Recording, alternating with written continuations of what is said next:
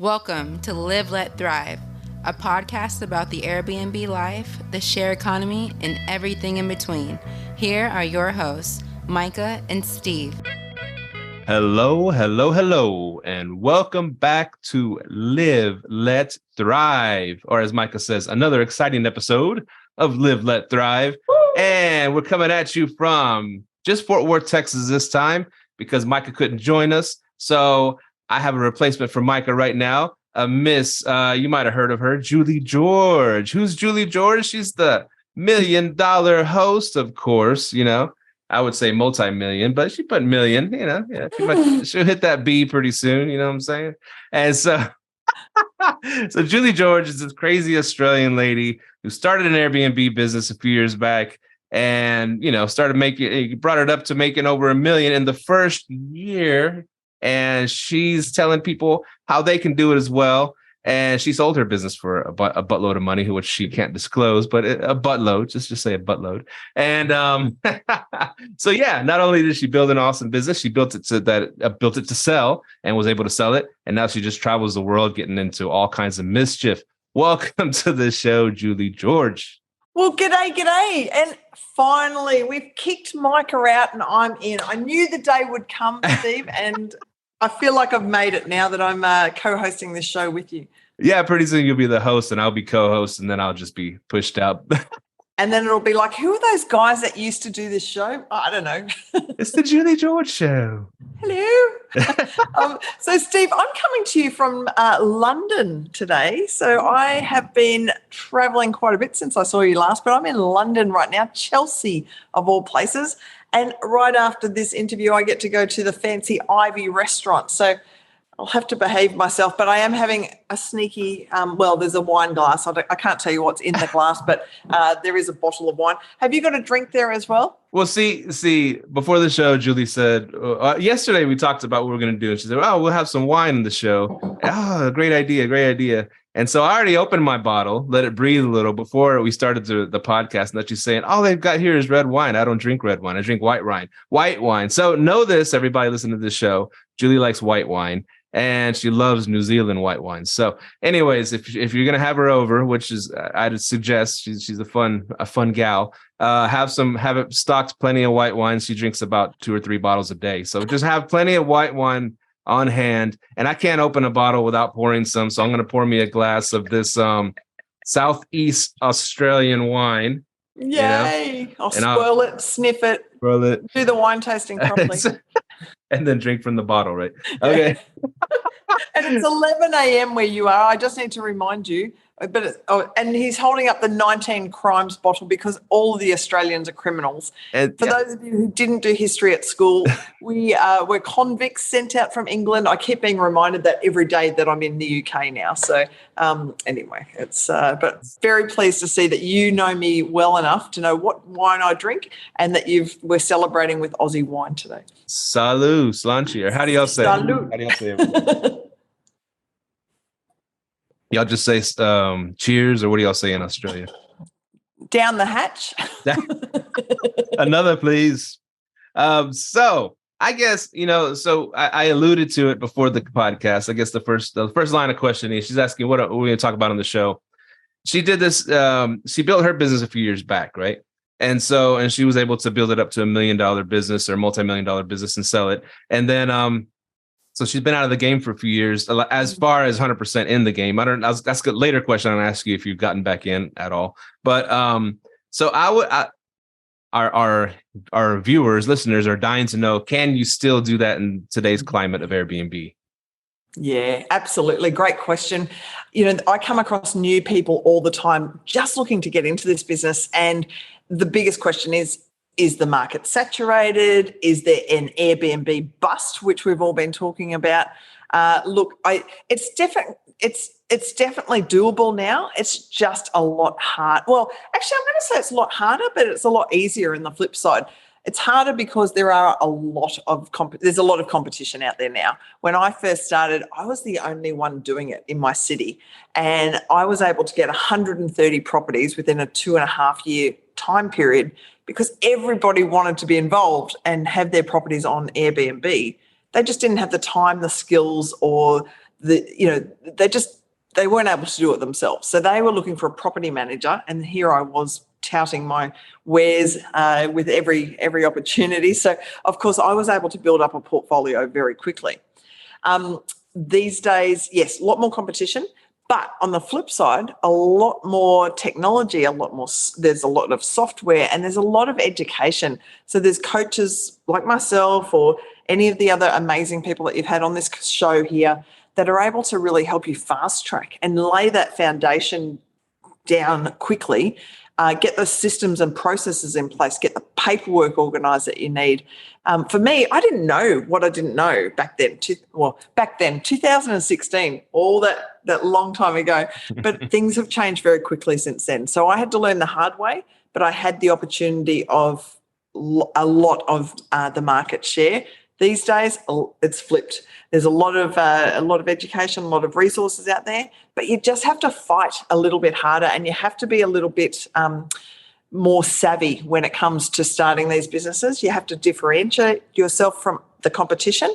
What can you do better than maybe other property managers, or what can you offer a homeowner in order to, what's the offer that's too good to say no to? That's what you've really got to think about. But what are your thoughts on this, Steve? I'd love to know your thoughts. we're gonna flip this back to you. You know, every question you ask me, I'm going to ask. Yeah, no, it's a Julie George show. So the first thing that jumps out, because you mentioned a lot of stuff there, so and I kind of zoned out, so I didn't stick to it. You'll have to watch this back. It's the 2 sips of wine. I'm gone. So the first thing you mentioned is the technology. So much technology, right? And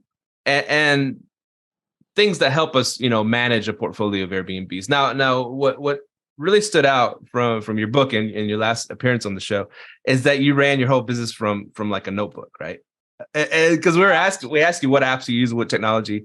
Yeah, I just ran it from a notebook. I was like, we're like, holy crap! And it led to a little bit of argument with me and my partner in my business, Federico, because he has this thing that he loves called Notion, and it has all these tentacles, and it runs, and everything, every aspect of the business is inside this computer program called Notion.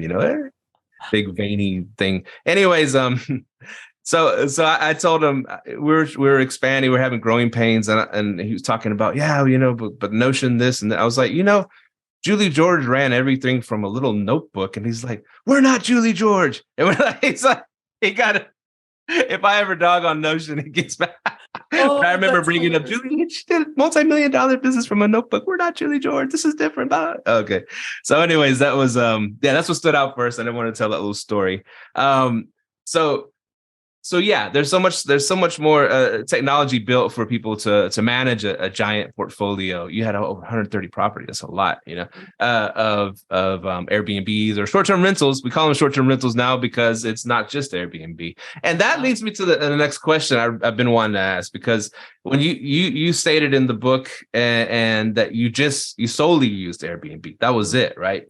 And that's actually the secret to not having all the software that everyone talks about now. And, I come back to it. If I was to start again and build up to 130 properties, I probably would do it in the same manner. The only thing different, so folks, if you're listening in right now, I didn't have a PMS. I didn't have a channel manager. I wasn't using anything other than 100% Airbnb, 0 for accounting, and then I had a real estate software because I had to be compliant with the real estate laws in Australia. That's it. The one thing that I would do differently now, if I was to do it all over again, I would make sure I use dynamic pricing, because this idiot did not use dynamic pricing. And I often tell the stories, and I sure as hell need Price Labs to sponsor me for saying these stories over and over again. But I calculated, by not using dynamic pricing and thinking I knew better than the experts, that I lost 10 to 12% overall. Now, I earned over $8 million in that 2.5 year time frame. 10 to 12% is $1 million that I lost by not using dynamic pricing. So do not do what I did. I would definitely use dynamic pricing again, but I don't know that I'd use a PMS. I'd still probably stick to the Airbnb 100%. And I'm not even sure, and this is going to be very controversial, I'm not even sure I would do a direct booking page.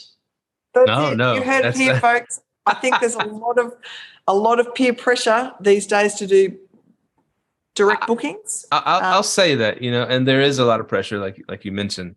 And we have our direct booking page through Boostly. I love Boostly. And Mark, I love you if you're listening in. Actually, half of my suitcase coming across to the UK were presents for his kids. But I love him, but I'm not sure that I would do a website. No, I will argue. I will say, okay, there are more layers to it if you're going to have your own direct booking website. You can't just start up a Stripe page or something and receive money, because the people will do paybacks and they say, I never stayed there, and they'll charge backs. And it's just, it becomes more cumbersome and a little more risky, but now here's the thing. I think it's still, even if you still just want people to, or you want to pick up clients that see you as a professional company, right? That's going to manage their portfolio. Because now we pick up clients that already have multiple properties, 10, 20, 30 properties. We're picking up clients and we're managing their portfolios. Yeah. So it's not just picking up mom and pops places anymore. It's people that have been doing it themselves, but kind of want to hand it off to somebody. So when those clients that we pick up, it's to show them our Boostly site that we have the capabilities of a nice site, not just something you made on the fly, but a nice site where people can book and stuff like that. I think that's important if you're a host that wants to grow, just to have it's the face of your company, right? A nice website. Now, if you want to still do most of your business in Airbnb, VRBO, other platforms that you feel safer with, that's fine, But I think it's good to have that face of your business, a real living, breathing website, not just a landing page, You definitely, I agree with you on that side of things. You definitely do need a website and a shop front for your business. And that's what I had, but I was very much owner focused. I wasn't guest focused because my theory is that as a property manager, my owners are my clients. And that was what I needed to focus on. The guests, the OTAs would take care of. They'll get me the guests, but owners come for me. And so, funny, I would have a lot of, not a lot, I'd have a few guests who would say, I'm going to leave you a bad Google review. Go ahead, because what I was doing is anybody looking on Google for my business were property owners. So I would always respond with, if they said, this woman charged me for a stain on the towel and she's charged me $20. Well, I would say, yes, we did, because you wrecked that towel, and that homeowner's towel is very important to us. By doing that, we were getting more clients because the homeowners were the ones that were searching for us. But back to your point, absolutely. Everybody needs a shop front and a professional website. And that's probably one of the first things that I would suggest that a new property manager do, invest in a really good website. Yeah. So yeah, we have our Boostly and and funny, oddly enough, we don't get bookings on there, but we're not pushing it out there. We don't get bookings on there. Clients see that we have a nice website. We had some fraudulent ones come through like a few weeks ago, and we were able to squash those, and we didn't let them book or whatever. But yeah, we do direct. Now here's a caveat. We do a lot of direct bookings to midterm bookings, like travel nurses and traveling professionals, stuff like that. Insurance claims between people staying for like 3 months, 6 months while their house is getting fixed and stuff like that. So we do direct bookings that way, but like we have them sign a lease, we put a lease in place, and it's more of a long-term, it has to follow like the long-term rental laws, Yeah. So we're comfortable doing those. And a lot of times we're working for the insurance claims, we're working through a company that like ALE or THD or one of the ones that are like that work with the insurance company. So we're guaranteed our money that way. Travel nurses, I'm saying they've been great. They've been great so far. They paid their bills and they make a lot of money. So there's no excuse really not to pay their bills, not to pay our rent. So we've had a lot of good luck with them. And so we deal directly that way. As far as the Boostly website, we haven't done bookings through it yet, but it's nice to have. It looks pretty and it works great. Shout out to Mark. There's a site that I just have recently discovered, Furnish Finders. Have you ever used them? Yeah, we've been using Furnish Finders for years. We had the founder on our show a long time ago, And it's a great app, you know, and it's funny because like in this industry, especially like you mentioned, when you got in it, no one else was doing it, right? And so you were able to gobble up all these properties. When we got into short-term rentals, Airbnb, and then we dove into furnished finders, we were one of the first ones to start utilizing it for Airbnb. Used to it was for, you know, nurses to find, you know, work with individual homeowners type deal or whatever. But then Airbnbers all migrated to furnished finders. So at first, man, we'd get tons of travel nurses because we were one of the only, you know, options and we knew how to cater to them. As far as someone opening up a room in their house, they're not going to make it really nice for a travel nurse, right? It was just an extra room in their house. They're renting out to a travel nurse. But of course, everybody heard about Furnished Finder. And now it's super saturated. It's hard to land bookings there anymore. I mean, we still push very heavily on there, but it's gotten oversaturated too. So it's just timing with this industry, and so that's one example. We've just got to keep evolving, don't we, in this industry? It's really interesting to watch the evolution and the changes, and you've just got to be ready to pivot at any given turn to make sure that we're catering for the right clients, we're getting the right properties, and to be fussy about who we are taking on as homeowners and what property types. You know, I guess we've got to get really clear on that. And to anybody listening in right now, that would be another tip that I would give them is make sure you know who you're serving, and then get really clear on what property portfolio you want to have, whether it's luxury or whether it's catering to the travel nurses. But it's and I think that's probably one thing that I see. You know, back in the day, 2016, I was taking anything and everything until I get the reviews back and I find out that I've got all these properties in a crack house. That's not a good look. So be fussy, folks. Make sure you chase the. If I was to do it again, I'd be chasing the big luxury market, the big earners. But you put as much effort into that as you would the studio apartment in the crack house. So let's go for the big stuff. That makes sense. So if you could give a brief, you know, I know you told it last time on the show, and then and people probably heard your story before. You're in the industry, but we get new listeners every day. Maybe they don't. Maybe it's by miracle they don't know who you are, Julie George. Surprise! I'm here. Your mug is everywhere. So a brief refresher of how you were able to scale so quickly into like 130 properties. Yeah, absolutely. So I started back in 2016 as a real estate broker. For those of you who haven't heard the story, it's probably very similar to a lot of the successful entrepreneurs that are out there. Started with my own property, fell in love with the whole Airbnb short-term rental platform, and then decided that if it was working for me, it could work for others.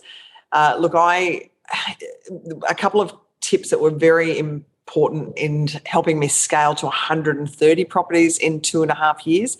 One was having the right vision and actually believing that I could do that. A lot of people hold themselves back or limit themselves with the belief that if they can only get to 5, they can leave their day job, and then of course once they get to 5, they sit back and they relax. Look, I dream pretty big. I wanted to be racing around the world, and here I am in London, staying in a short-term rental 3-bedroom mansion in Chelsea for free. Thank you very much to the property managers who put me in here, doing a little social media blast for them in exchange. But so I had big ambitions. So firstly, having a really big vision. Secondly, putting a framework in place that was easy to replicate and scale up. Now, I never really wanted to work in the business, so I always had a plan to put a team in place as soon as I possibly could. So at 10 properties, I was able to put Glenn on, who was one of my co-hosts. Now, he came on and I said to him, here's 10 properties, you look after them while I go out and find some more. He looked after the guest communications, the cleaning, the laundry. He basically took those 10 properties, and he knew if there was a wine glass that was broken in that property, he was the first to be able to report that claim. If there was a scratch on the wall from a suitcase, he knew straight away. So he had this pride and excitement about looking after those properties, being paid a set fee plus a commission, so a profit share. So he had unlimited earnings on those properties, and that was really the key to success. But by putting that in place, I was able to then employ over 18 people in that similar sort of role, and it was like a franchise model. So looking at my business, having all these people build their short-term rental businesses under my umbrella was the key.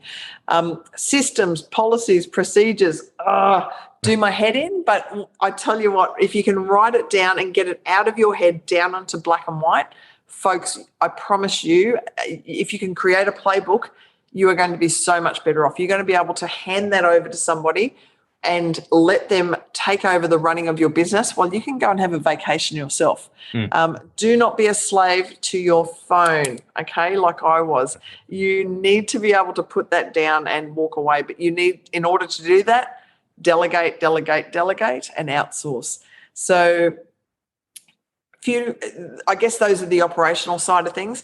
The marketing side of things was to make sure that I was known as the go-to person for short-term rentals, and educating my community, creating host meetups, putting articles in newspapers and magazines to be able to say, this is short-term rentals. If you want to do it yourself, you can, but otherwise, if you want somebody to manage it professionally, come to this lady here. She'll look after you. So suddenly people are coming and lining up, and 3 or 4 properties a week we were inspecting and appraising. So it was, that's awesome. And that part of it is really inspiring. And what we were talking before the show was like, could you build that same business again with, the way Airbnb is now? Mm-hmm. And I think the important things I draw out of that is that how you're built. Every time you build a business, you build the systems, and then you and like you said, get it all out of your head. And that's the hardest part, because me and Federico, it'll be something will come up. We're like, we could take care of it ourselves in 1 minute or 2 minutes. But I'm like, no. We gotta teach the VA to do this, right? Or our workers are mostly VAs. And we gotta get this down where they know how to, because it's a 2 minutes here, 2 minutes here, 2 minutes here. But that derails you. It adds up, and it derails you from actually building growing your business. And so that part of it, what I really love about how you built your business was, you had your systems, and plus you partnered with people that you knew that were really good at what they did. And yeah. So like Glenn. Yeah, I like to call myself the matchmaker between the homeowners who really want a piece of the short-term rental pie, and the budding entrepreneurs who just need a business opportunity. So changing the narrative of when I was going out looking for team members, I wasn't going offering jobs, I was offering a business opportunity. And I was saying to Glenn, the first person, I said, let's partner up. Let's do this together. Let me teach you how to do short-term rentals. Now, I didn't teach him everything, because he would have run off and maybe started his own business. Actually, I did have one lady do that to me. And anyway. Never heard from her again. You know what? So I can tell this story quickly because we're amongst friends. So she tried to go off and start in competition to me because she saw the potential. She set up business cards. She set her website up. She did everything else except for register her business. So I found that out, and guess who registered the business name that she was trading under? So she couldn't run a business anymore. Anyway, she now lives in Dubai or somewhere like that. She's out. But don't mess with Julie George. Sorry, I don't know why I'm telling you that. But it's what you want to do is, when you're looking for people to come on board with you, and the folks, that was a very rare occasion. That doesn't happen. Most people want to build a business, but they don't maybe have the skills or the set of balls, and I'm going to put it out there, that you might need to do what you and I are doing, Steve. Like this, it's pretty full on, and we're taking a risk where our families are probably thinking, what the hell are you guys doing? I think it's really, it can be pretty scary stuff. But what I see, one of the biggest challenges that property managers have is that CEO mindset. You've got to delegate. You've got to trust and delegate to others. And as you said, all those little tasks, answering emails, answering phone calls, It could possibly be done by a VA or somebody else in your team. You should be working on your business and looking at the overall, rather than doing the day-to-day running, and looking at the tasks that you are doing, a self-assessment. Put a dollar value on those tasks, and anything less than a few $100s an hour, that should be passed off to somebody else. I like that. Anything under $1,000 an hour, maybe. There we go. How much is your time worth? But right. But yeah, I think it's really important to do stuff like that. Now, I've got to say my favorite memory of my business, and I knew that I had made it, was when I turned up to my office and the girls in the office would say, "Stop, what are you doing here? Don't touch anything." Because they knew my business better than I knew my business. And I was working 10 hours a week when I had 130 properties. I hadn't seen a lot of the properties, but they were still Julie's properties. So, folks, if you can get to that, I promise it's a pretty good lifestyle. I love that. And here's the thing too, because you and I look at things differently. I mean, I think, we're entrepreneurs, right? Yeah. And which is most people. I mean, people listen to this show. Yes, yeah, I believe that they feel that they're entrepreneurs, and I know there are a lot of them are going to do big things.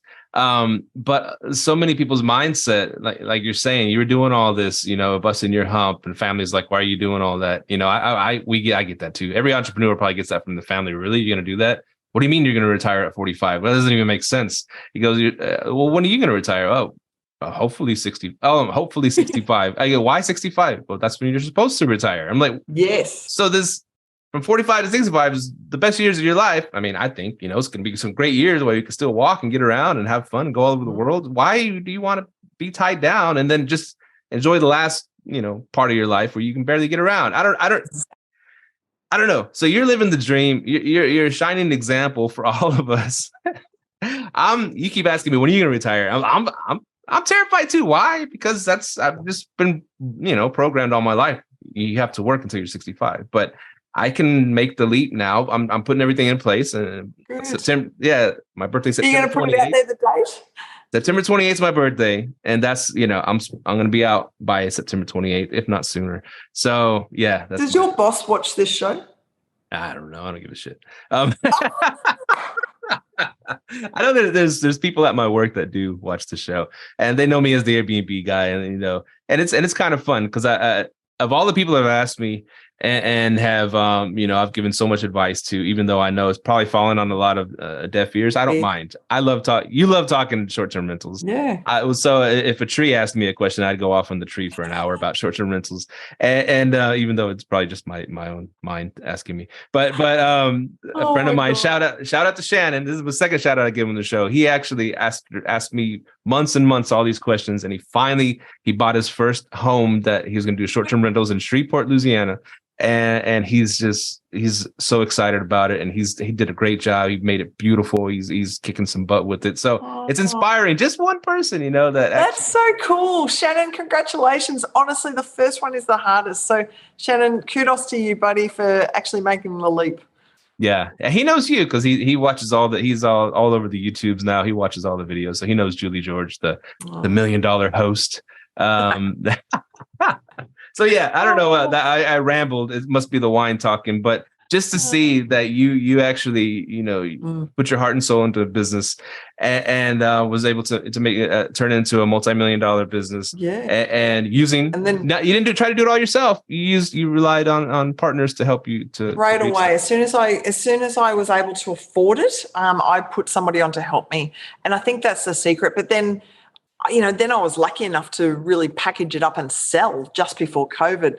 I kind of feel like I've always been just one step ahead, maybe, of what's going on. I joke that I can see the future, and I often can when I'm based in Australia and I am a few days ahead, but I'm in England now, so I'm way behind. But I,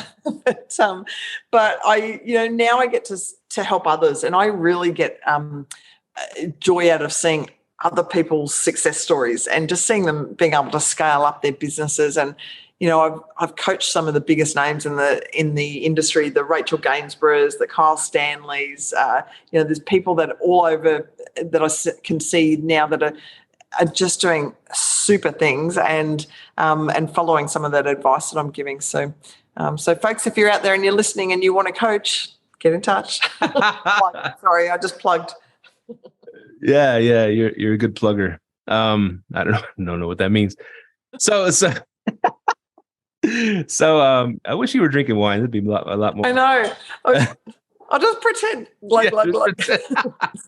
Can that be the shot, the photo shot that we put on? Yeah.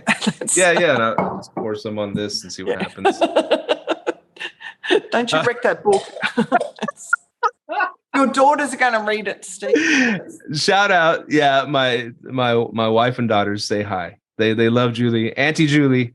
And it's funny because my wife will be scrolling on Facebook with Lucy, my 5-year-old, right beside her, and Lucy, and we'll see your face. Oh, is that Auntie Julie? Yeah. Where is she, in Australia? Because she's all over the place. Let's see where she is now. And it's like, Julie's on the run. Find Julie, like find Waldo. Find like where's Wally? Yeah, it's where's Julie's there. Because I was in Scotland last week and wow. England this week. I'll be in Singapore next week and Australia, and then coming to Mexico in August, and then Colombia I've been invited to go to. So folks, if you're listening in right now, I guess dreams do come true. And Steve was saying it before, if we can allow ourselves to think that we can retire at an early age and travel around. That's exactly what I'm doing now. And man, I pinch myself every day, though. I tell you what, I'm so grateful for this life that I've created. But anybody can do it. I did it. Anybody who's listening in now, I just hope that they might take a bit of inspiration and consider putting some hard work in and dream really big, and you too can be living your dream. One thing, because what sticks out the most is you knew you couldn't do it yourself. You started offloading as much of it as possible early on. And so a lot of people are afraid, though. They're like, well, this person can't do it as good as I can, How do you get over those fears? That's really tough. It's really hard to start trusting people that they can do it. I think it's you're just going to have to let go of that fear, and just try it. What's the worst that's going to happen? If somebody can't do it as good as you can get rid of them. But imagine for a second if they can do it just as well as you, or even better. And for me, it was cleaning. I am not a good cleaner. Like, I suck. And I just haven't got the patience or the detail. So I knew that I needed help with that. It changed my life. Once I could put people into those co-host roles, the partnering roles where they could go and clean for me, game changer. I knew that I was really good at marketing, promotions, finding new properties. That was my skill set. I just had to really recognize what I was good at, what I was bad at, what gave me energy, what drains me of energy. Put a dollar value on those tasks as well, and then realize what it is that I can outsource. For me, getting clear on that, but then it's being brave enough to take that leap and say, all right, I'm going to put this responsibility to Glenn or to young Abby or young Lucy, and one day you will, the 3 and 5-year-olds, they will be working for Dad, and you might just say, all right, here's your role, here's the set of keys, and off you go. And you've just got to trust that they can do it. And sometimes it won't work, but most of the time it will, and you'll be pleasantly surprised. I often would get stuck when it came to employing people on a salary as well. That always stressed me out, being responsible for somebody's salary and knowing that if things went bad with the business, I would still have to pay them. I didn't put on my first employee until I had 50 properties. But when I did, my business flourished. Every time I invested in somebody like that, we just got more and more properties and more income, because suddenly I was able to concentrate on the bigger picture rather than the day-to-day detail. And how do you find great employees? Okay, so my best tip is to poach them. Find somebody who, and this is really naughty, but I think when you've got to just keep your eyes and ears open at all times. You may be in a restaurant and a server may just blow you over. If they've got incredible customer service, they've got an eye for detail, they know when to fill up your wine glass, whatever it might be, have a conversation with that person. find out what their ambitions are. Do they want to maybe start their own business? Do they want to change their employment? But I often would find the person before I had a role available, and then I would create a role for them, or I would keep them in mind and then have them come into the business. So that was probably my favorite thing, was to find the person first and then create the role second. What about you, Steve? Have you any tips on that? That's probably that's my favorite part of the show so far. What you just said right there. Not poaching, that's but find the right person. Talking to people. Yeah. If I know now here's what it automatically makes me think of. And every time you say something, it makes me think of a story, right? And so we've been through a lot of virtual assistants. I'll just say it. We've been through a lot. They start out they seem great. They do a pretty good job. And I don't know, I think a lot of them are working multiple jobs and they start, straying away and not doing as good of a job. It just seems like a pattern, right? And then we're on to the next one. And so the Federico, I keep bringing up my partner in Argist Rentals, Argist as you say it. Argist is the largest. A plug. So he was telling me the other day, he was so excited, right? That a friend, he put it like a posting on, I guess he decided to put a posting on Facebook and Instagram, stuff like that. Not just go to where the VAs are. I'm just going to put a posting, see if anybody's interested in doing this type of work, helping us with the management company. And instantly a ex coworker of his from the airline we both worked at reached out to him, say, hey, you're hiring for some position, I don't know a lot about short-term rentals, but I do know this, and he knew who it was right away. He said he worked with her for years, and she was one of the employees that's a rock star. Like, she was just, you give her any task and she just crushes it, and someone you didn't have to worry about. They did their job amazingly. He said she's just one of those rare, unicorn rock stars that I worked with, and she's interested in this. And I'm like, and he was so over the moon. He's like, she wants to work with us. And he's like, I'm going to find her things that she can do. She knows airline pricing. She knows customer service. She knows all this.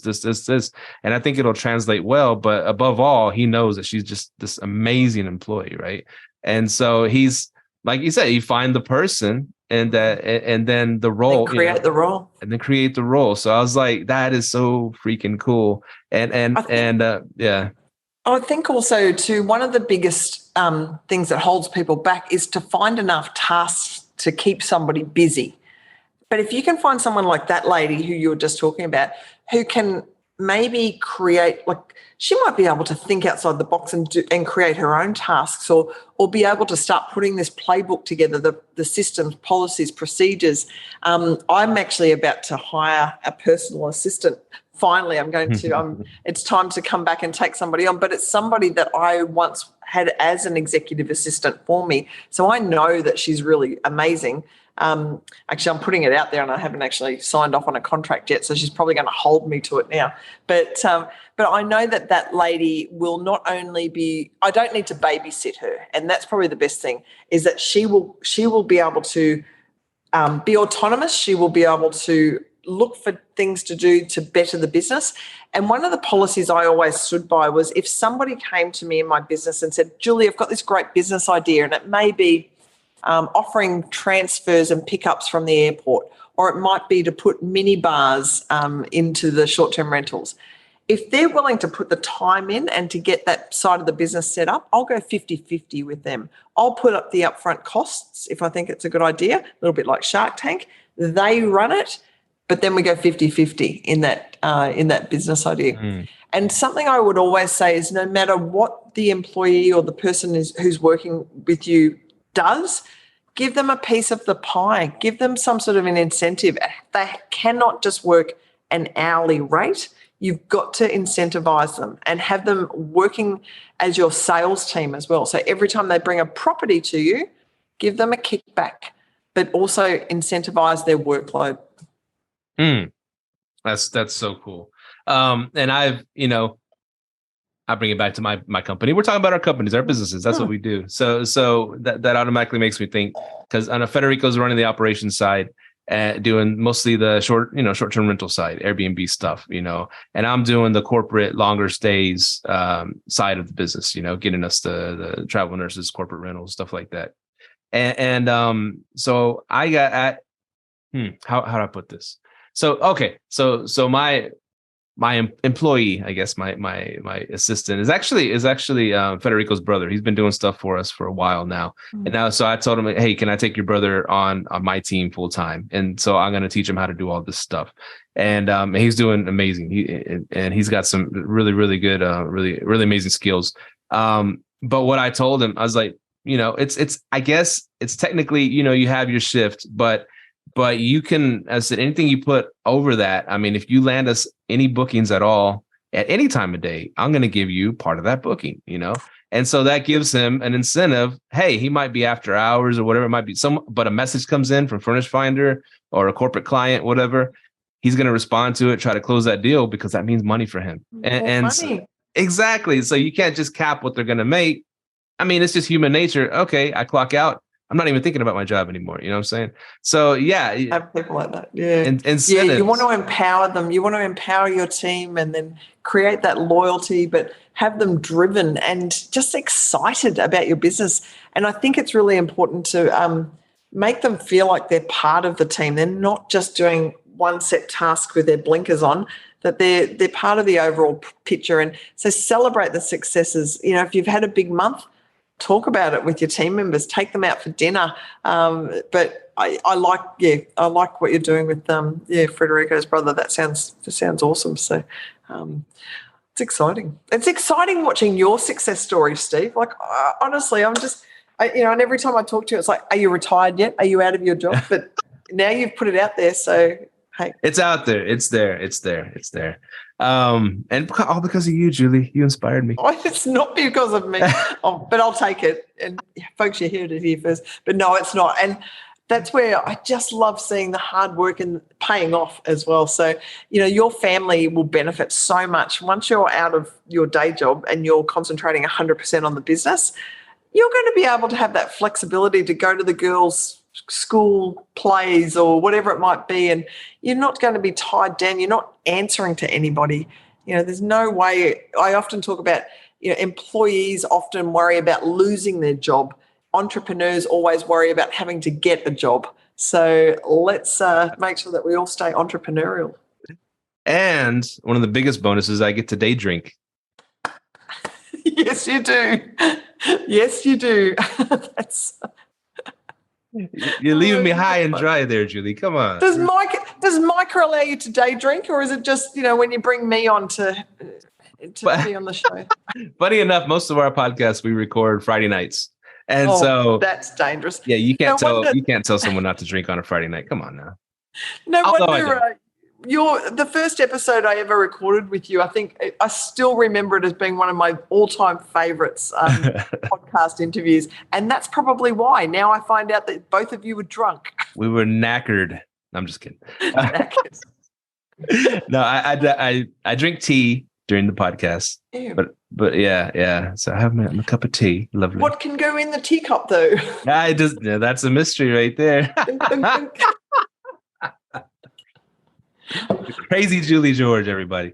Man, I got a ton of. I didn't even got to any of my questions. I knew this would happen, folks. If you're listening in right now, Steve and I are buddies. We've put up a few times now, and it's just so cool. It's the only industry I've ever been involved in where we all should be in competition with each other, but we're not. It's all collaborative. We all share. We all lift each other up, support each other, and it genuinely is super exciting to catch up with you and find out how your business is going and celebrate each other's successes. What's funny, and we'll get into the you sold your business, now what? That there must have been an awkward stage, but we'll get to that. But I know one thing you did. You did a few things, but one thing you teamed up with a group that you were kind of doing a mentorship type course deal. I don't know. Anyways, it didn't last very long. Coaching, but yeah. But and then I just remember the way they set it up. You have oh, with this package, you get a certain amount of time with this person, the more you spend, the more money you get to talk to the mentor or whatever. And I was like, fuck that. I'm going to call Julie Jordan when I want to call Julie Jordan. That's my buddy. I ain't going to pay $10,000 and not speak to him only like 1 minute a month. No, I don't know. I just thought that was funny. So I didn't stop calling you. I didn't stop. Well, you're allowed to, but anyone listening in on this podcast is still going to pay the $10,000. I'm only joking, but that is that's how I'm making my money these days. So group coaching was something I did for about 18 months. But I've moved to one-on-one coaching now because what I discovered was there's no one size fits all solution. So all of our businesses are so different. We're all in different areas. We're all in different structures. So what I prefer to do now is get on with like you and say to you, okay, tell me about your biggest challenge. Let's find out where you're stuck in your business. What can I help you with? And really dive in as if I'm one of your team members. So I'm only working with 5 or 6 people at a time at the moment, and I bloody love it. I get to see faster results. I get to feel like I'm part of that team, and but of course, someone said to me the other day, "You only get asked to do podcast interviews, so those people don't have to pay the consulting fee." Yep, that's it. So this is your consulting hour. Mr. I'm going to call you every day. Let's do a podcast again, Julie. Come on. Yeah. I got a big problem I need to work out. God. You're a worry. Yeah. So just jumping around the questions, I guess that brings me to another one. So I know you teach, you've taught like entry level, short-term rental people to experts to everything in between. What are some of the biggest problems that people trying to build a successful short-term rental business come across? Face. Yeah. What do they face? Is that what you're going to ask? Yeah. That's what. Yeah. So my favorite people to work with are probably ones that have got to maybe 10 properties and they're doing everything themselves and they just can't get out of their own way. And they're the ones that we were saying, that might feel like they can't delegate because they're worried about people not being able to do the job as well as them, or they might feel like they can't afford it, but they're still trying to do everything themselves. So if I can come in and firstly, straight away I've got to work on that mindset and go, do you think that you deserve it? And what is your vision? Where do you see yourself with your business? What is your exit plan? Do you have an exit plan? Do you want to stay in this business for a long term or prepare it to sell? Because that's something that a lot of people are considering at the moment. There's a lot of activity in that market.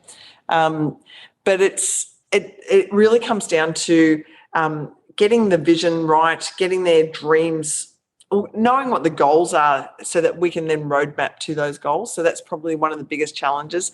Second one would be people. The people in the team and how to structure that team, that organisational chart, but also who to hire, how to hire, contracts that are needed, and incentives that they can offer. So that's the other one. And then, of course, the policies, procedures, and the systems. So all the boring stuff, as I say. But you need to get that. Honestly, so many of us have built these businesses. But if we weren't here tomorrow, how is someone going to pick up and take over that role? And so you've almost got to prepare to sell by putting everything on paper, even if you're not going to sell, is probably my advice. So, but those are the major challenges that I see out there. And as far as like you mentioned, getting those systems, it's the boring stuff, but oh my God, it's so important. And it made me think of like when I started, it's like, I work a lot less days and hours, a couple of days a week at the real job, it's a flexible job. I can switch shifts and all that stuff. So I take off a lot of days. But when I first started doing that and I have like a whole day, okay, I got a whole day just to focus on my business, right? What am I going to do?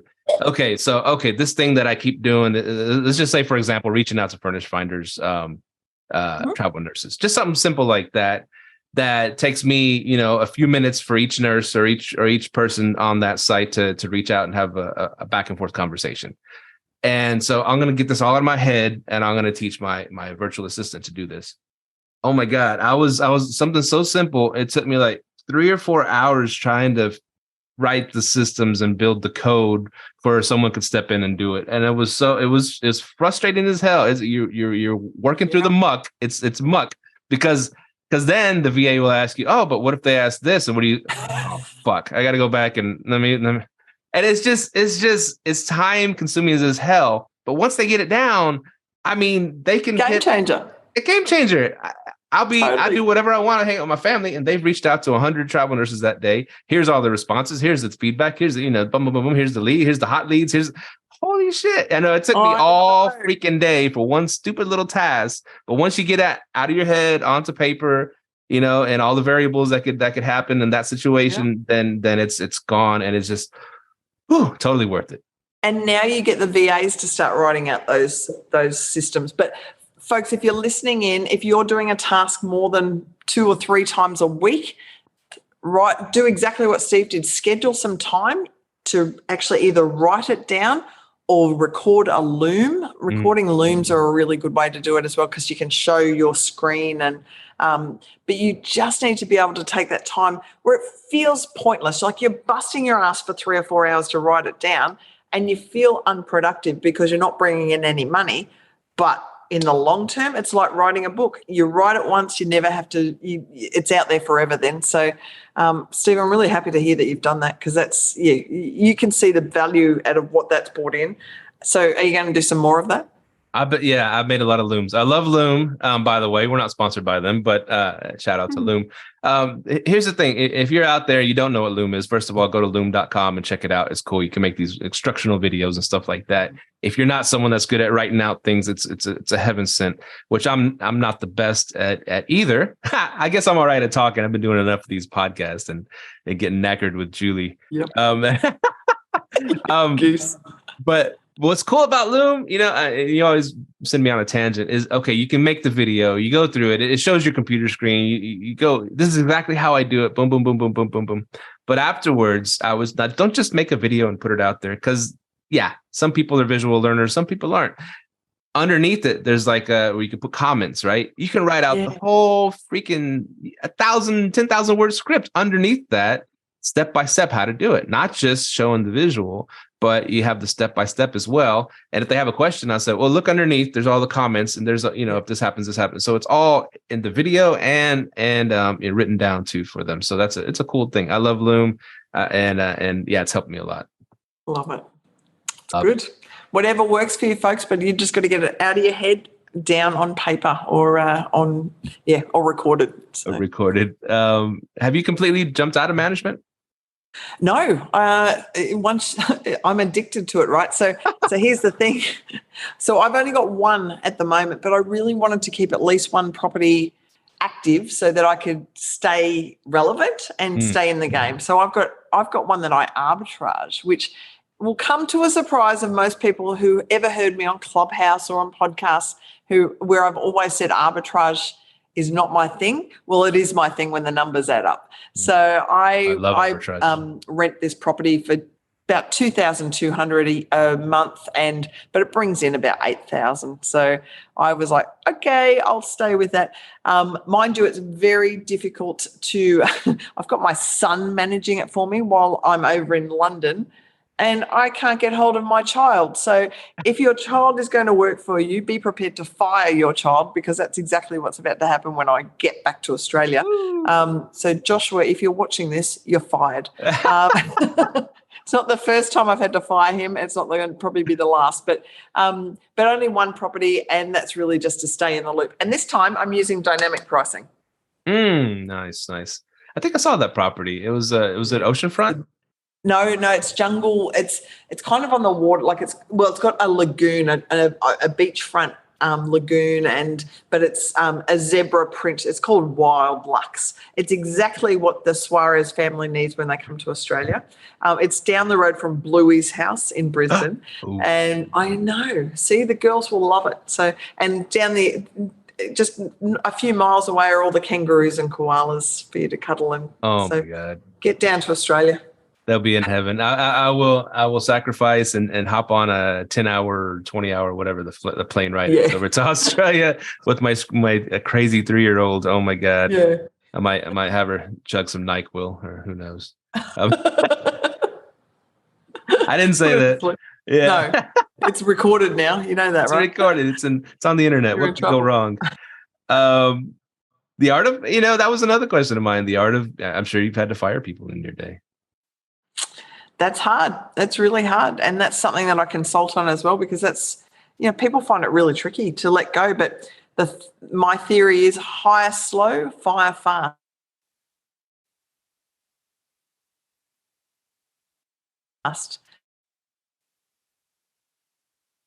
Hello. So you just got to get rid of people. They're not performing. I'm sorry. Yeah, cut out for a second. Find somebody who will look after you. Can you hear me? Yeah.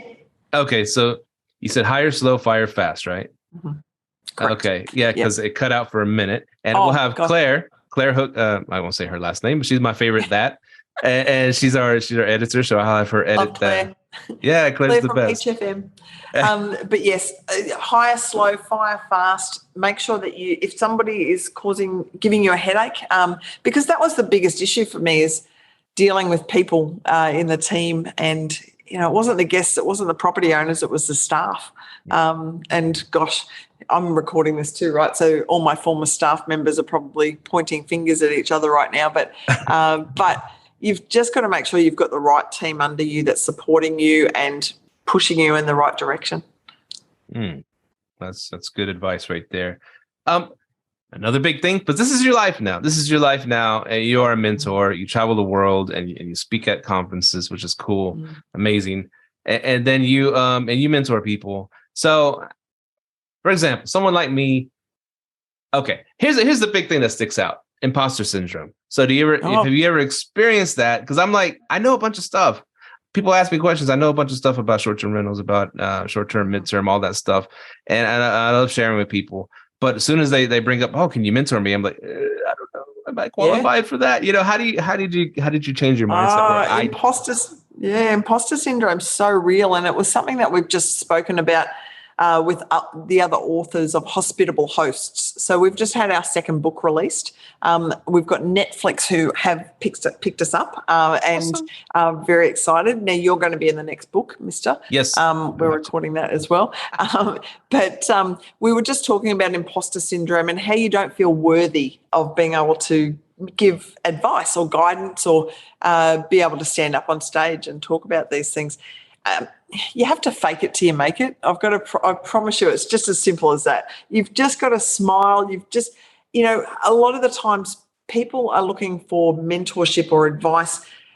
What they're really looking for is just reassurance, guidance, and just somebody to talk to.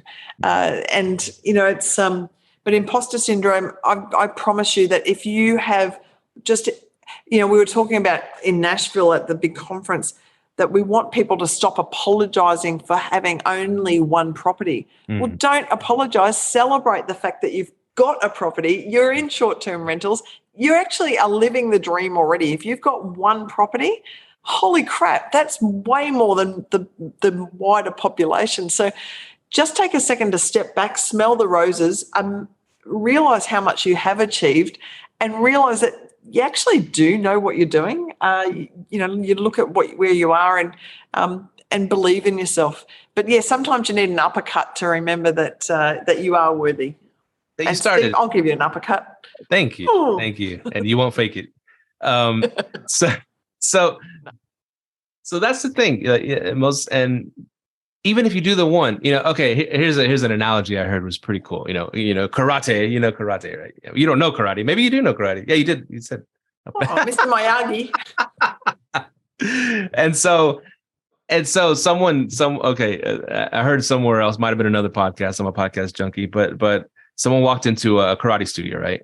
Mm-hmm. And they said, okay, so we're going to start you out. Okay, you're going to have a white belt. And he goes, okay, he goes, and congratulations, this is the hardest belt to get. He's like, what are you talking about? It's the first belt. And it's like, no, because 99% of the people won't even walk into the studio to get the white belt, Everybody thinks they got to be a black belt right away. No, you start off with the white belt, and most people don't even start off. Most people don't even get the first property. Most people have been talking about getting into real estate for years, don't even buy the first house, And so the fact that you've got one property, do not be ashamed of that, you're already ahead of 99% of the people on the planet because you made that first step.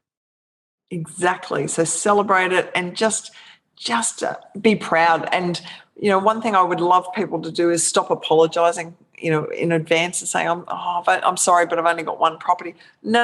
I want you to be shouting it from the rooftops and go, guess what? I've got a property. And, just celebrate the fact that you're well on your way to financial freedom and you're changing your life. If you can get that first property, the second one will come, the third one will come. However many you want will come, but that first one is the hardest.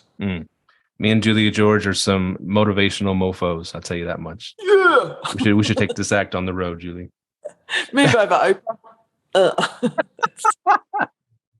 Wow. Yeah. That's we're at an hour and we've covered a lot of stuff. And I appreciate your time, Julie. I know you didn't have to get all dolled up for our show. What are you doing? All looking all, Well, I'm going to the Ivy. I'm going to the fanciest restaurant in town in London. You never know. I might run into David Beckham or like some superstar or something. I don't know. You mean you got dolled up for Live Let Thrive? That's what you meant. That's what. Yeah, that's what I meant. You can skip the Ivy. You can just stay on here. Funny. That's pretty cool. That's you live a charmed life, and you don't pay for any of it. Everybody pays for it. How the fuck did you do that? Exactly. So, sell the business, write a best-selling book or 3, and get on stages all around the world where people pay you to come and fly first class. I flew first class from Australia here. The first class cabin was so big, I had 2 seats. I could invite somebody in for dinner. My chair was a massage chair. My biggest complaint was to look out the window. I had to get up from my chair and walk 2 steps across to look out the window. Like, holy shit. That's when I was so excited, and I'm so grateful for this life. Now, I will say those 2 steps while getting all those free drinks on a moving plane is a little trickier than you would think.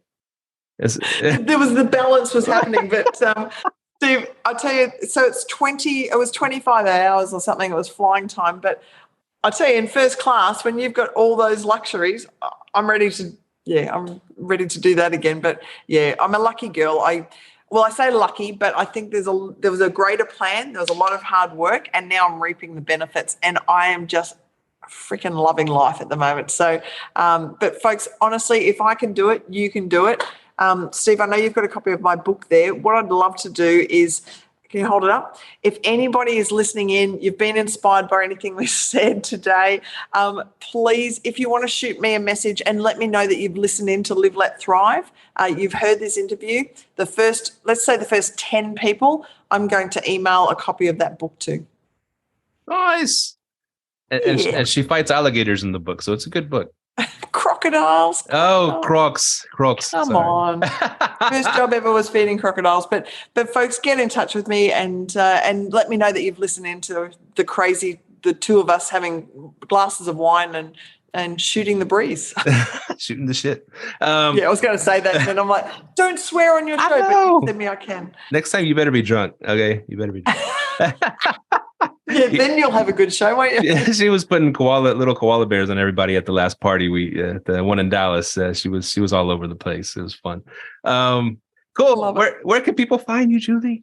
Yeah, so jump on my website, milliondollarhost.com.au, Instagram at milliondollarhost, and on Facebook, LinkedIn, TikTok. I'm everywhere. So, but please don't be shy. Please make contact.